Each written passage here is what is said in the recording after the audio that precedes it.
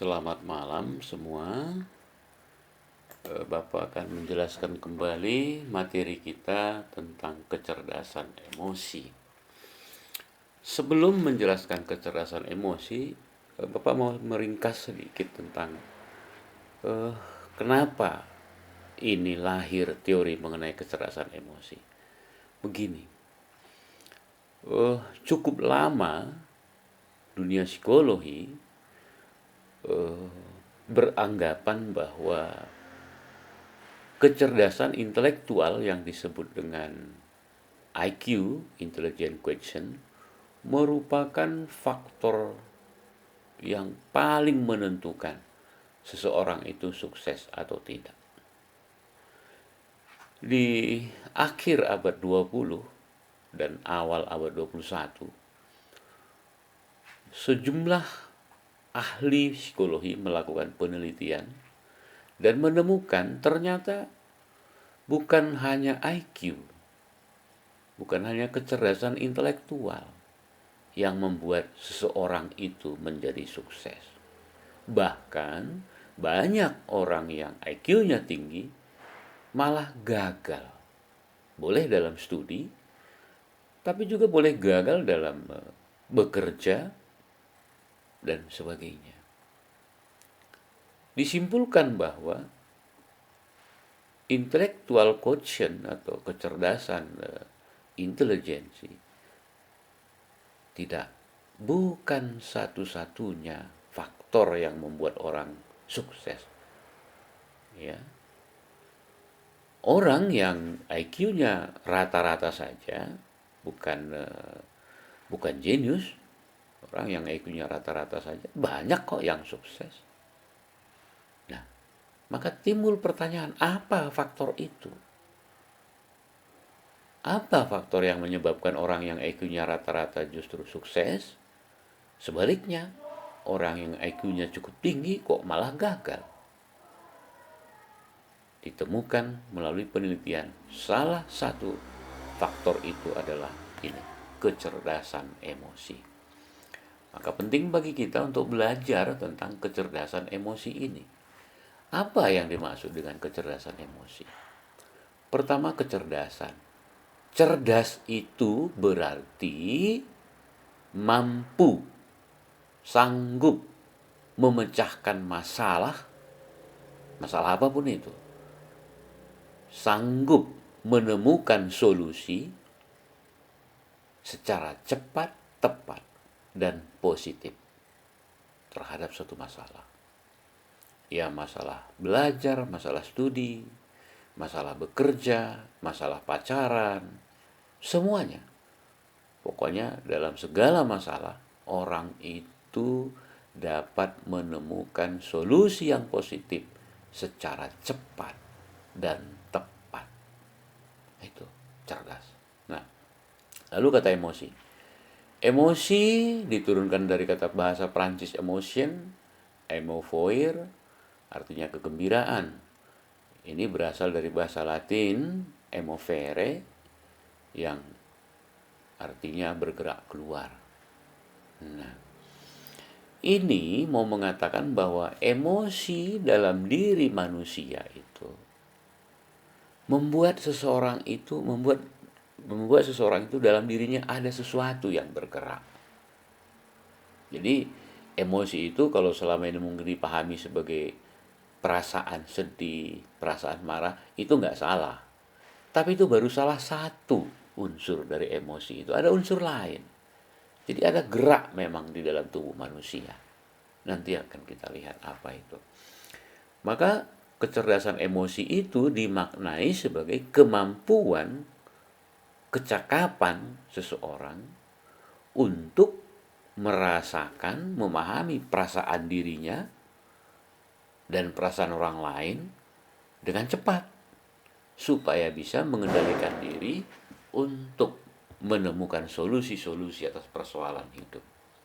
Ya, jadi pertama-tama cerdas emosi berarti orang bisa dengan cepat memahami, mengerti perasaan dia, emosi dia, dan emosi orang lain untuk menemukan solusi. Ya, supaya masalah bisa diatasi. Sekali lagi, cerdas emosi itu berarti kemampuan seseorang supaya dengan cepat merasakan emosinya dan emosi orang lain supaya bisa dikendalikan untuk menemukan solusi. Tuh. Nah, saya katakan tadi bahwa rasa bukan satu-satunya unsur. Ada 3 unsur emosi. Yang pertama justru unsur fisikal, fisik. Saraf dan darah di dalam tubuh kita. Ya. Maka kalau kamu lagi marah misalnya, darah akan menggerakkan saraf-saraf di tempat tertentu. Misalnya, dia akan memacu darah ke jantung, darah akan dipacu ke jantung, maka jantung akan bergerak cepat, berdebar-debar kuat. Mungkin tangan dan kaki berkeringat, menjadi gemetar, nah, dan seterusnya. Itu unsur fisikal dari emosi itu. Memang benar ada unsur mental, itulah yang biasa kita kenal sebagai emosi, rasa sedih, malu, marah, dan sebagainya. Ya, ada ini sebagai unsur kedua, tapi ini tadi satu fisikal itu. Lalu yang kedua, adanya unsur psikomotorik. Misalnya orang menutup muka kalau malu, orang bersembunyi kalau merasa takut, orang memukul atau berteriak karena marah, atau orang malah diam nggak bisa bicara, atau tersenyum karena senang. Ini psikomotorik. Ini rasa tadi, unsur mental.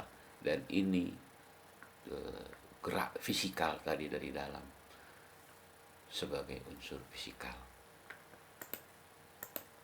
Nah, kita lihat contoh. Nah, ini ekspresi wajah seperti ini disebabkan oleh adanya emosi, rasa, feeling, kemudian ada unsur fisikal tadi yang darah yang bergerak, lalu menyebabkan fisiknya sendiri bergerak seperti mulut dan sebagainya, terekspresi seperti ini.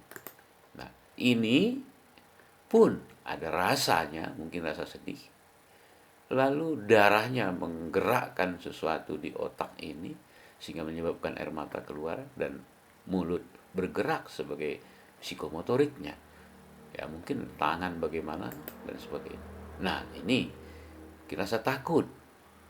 Ada gerakan yang menyebabkan matanya menjadi seperti itu, lalu tangannya begini. Jadi ketiga hal itu serentak ya. Nah, ini Bapak ini atau Mbah ini senang ya, wajahnya seperti itu, ada gerakan refleks mungkin di mulutnya, lalu darahnya mengalir dengan normal dan sebagainya. Atau kalau Mbak Yu ini mungkin sedang tersipu malu ya, jadi ada ketiga unsur itu di dalamnya. Nah, di mana sih pusat emosi itu? Ada lagu yang bernyanyi mengatakan begini, sakitnya tuh di sini, dia menunjuk dadanya. Tapi benarkah di sana pusat emosi? Ternyata tidak. Gambar ini sangat sederhana ya. Mau mengatakan bahwa yang bagian luar ini yang berwarna biru ini semua disebut thinking brain atau neokortex atau otak kognisi, otak berpikir. Lalu yang di dalam yang berwarna hijau ini disebut emotional brain, otak emosi, namanya limbic system. Di dalamnya ini ada disebut dengan amigdala. Itu bagian emosi. Lalu ini yang ketiga disebut otak insting. Ya, ini di sini posisinya. Jadi begitu. Kalau orang sakit hati, boleh jadi jantungnya berdebar-debar lalu merasa sakit di dada. Tapi sebenarnya di sini yang merasakan sakit itu. Di sini yang merasakan emosi marah itu ada di sini. Maka dari sini bergeraklah kemudian dua unsur lainnya tadi itu, baik unsur fisikal maupun unsur psikomotor. Gitu. Nah, apa hubungannya antara otak emosi dengan otak berpikir, neokorteks atau kognisi? Kondisi otak emosi, sedih, marah, kacau, akan mempengaruhi kinerja otak kognisi. Maka orang kalau Maka orang kalau lagi suntuk itu sebenarnya emosi. Namun orang yang lagi suntuk emosinya itu mempengaruhi otak kognisi, maka otak kognisi nggak bisa mikir. Orang lagi sedih misalnya, baru saja ditinggal pacarnya yang sangat dia cintai. Ayo suruh berpikir tentang statistik misalnya. Waduh, nggak akan sanggup. Kenapa? Otak emosinya mempengaruhi otak kognisinya. Itu.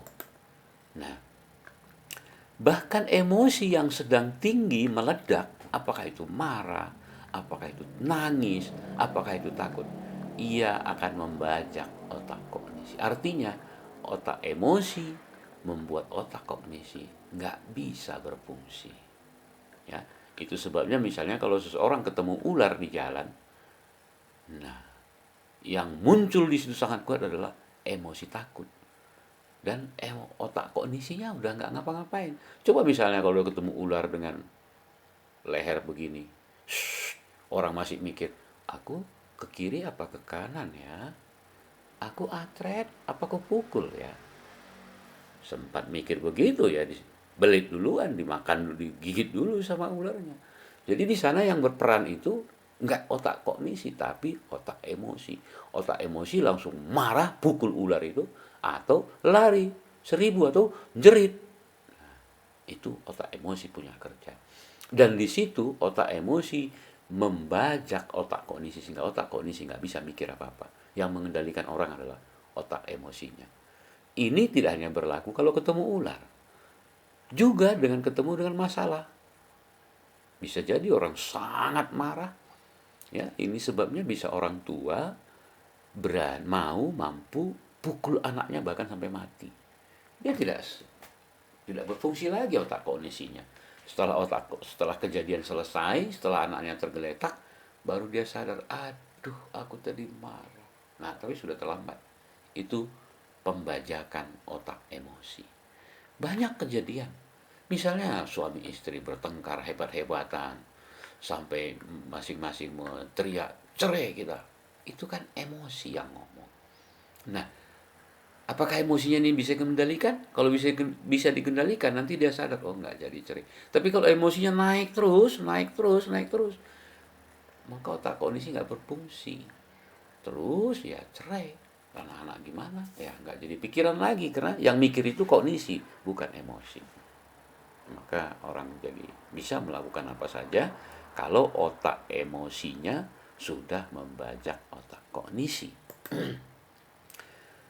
Kemudian dalam kondisi emosi yang negatif, nah itu boleh marah, boleh sedih, boleh takut dan sebagainya, otak memproduksi hormon-hormon negatif.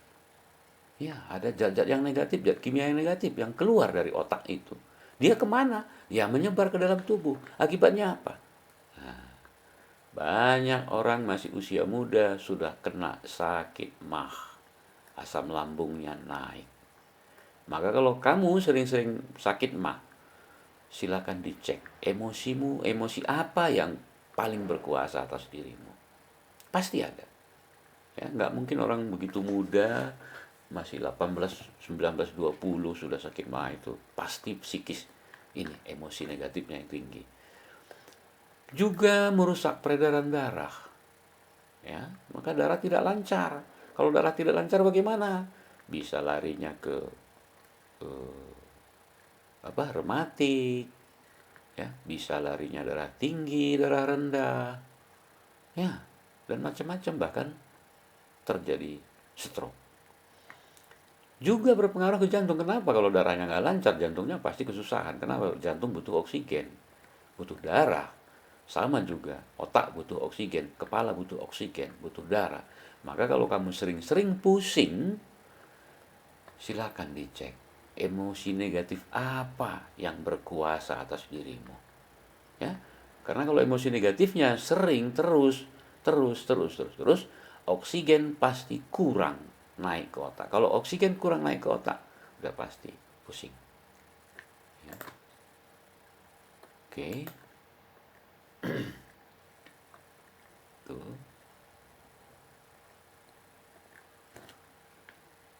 Jadi